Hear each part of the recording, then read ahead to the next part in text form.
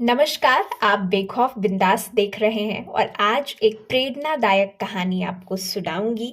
मैं हाजिर हूं लेकर। अनु नाम है मेरा और चलिए प्रेरणादायक कहानी में हम आज सुनते हैं एक प्रेरणादायक सी बड़ी प्यारी सी कहानी। प्राचीन समय में विद्यार्थी गुरुकुल में रहकर ही पढ़ा करते थे। बच्चे को शिक्षा ग्रहण करने के लिए गुरुकुल में भेजा जाता था। बच्चे गुरुकुल में गुरु के सानिध्य में आश्रम की देखभाल किया करते थे और अध्ययन भी किया करते थे। वरदराज को भी सभी की तरह गुरुकुल भेज दिया गया। वहां आश्रम में अपने साथियों के साथ घुलने मिलने लगा, लेकिन वह पढ़ने में बहुत ही कमजोर था। गुरुजी की कोई भी बात उसके बहुत कम समझ में आती थी। इस कारण सभी के बीच वह उपहास का कारण बनता है। उसके सारे साथी अगली कक्षा में चले गए, लेकिन वो आगे नहीं बढ़ पाया। गुरुजी ने भी आखिर हार मानकर उसे बोला, बेटा वरदराज, मैंने सारे प्रयास करके देख लिए हैं। अब यही उचित होगा कि तुम यहाँ अपना समय बर्बाद मत करो। अपने घर चले जाओ और घर वालों की काम में मदद करो। वरदराज ने भी सोचा कि शायद विद्या मेरी किस्मत में नहीं है और भारी मन से गुरुकुल से घर के लिए निकल गया। दोपहर का समय था। रास्ते में उसे प्यास लगने लगी। इधर उधर देखने पर उसने पाया कि थोड़ी दूर पर ही कुछ महिलाएं कुएं से पानी भर रही थी। वह कुएं के पास गया।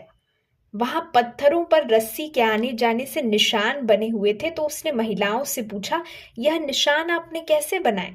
तो एक महिला ने जवाब दिया, बेटे, यह निशान हमने नहीं बनाए। यह तो पानी खींचते समय इस कोमल रस्सी के बार बार आने जाने से ठोस पत्थर पर भी ऐसे निशान बन गए हैं। वरदराज सोच में पड़ गया। उसने विचार किया कि जब एक कोमल से रस्सी के बार बार आने जाने से एक ठोस पत्थर पर गहरे निशान बन सकते हैं, तो निरंतर अभ्यास से मैं विद्या ग्रहण क्यों नहीं कर सकता? वरदराज ढेर सारे उत्साह के साथ वापस गुरुकुल आया और अथक कड़ी मेहनत की। गुरुजी ने भी खुश होकर भरपूर सहयोग किया।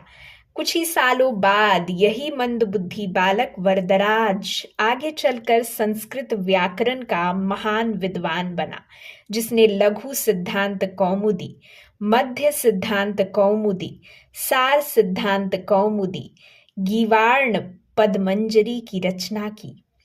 इस कहानी से यही सीख मिलती है कि अगर हम किसी कार्य में बार बार परिश्रम करते रहें, निरंतर प्रयास करते रहें और निरंतर अभ्यास करते रहें, तो निश्चित तौर पर सफलता हमें प्राप्त होती ही है।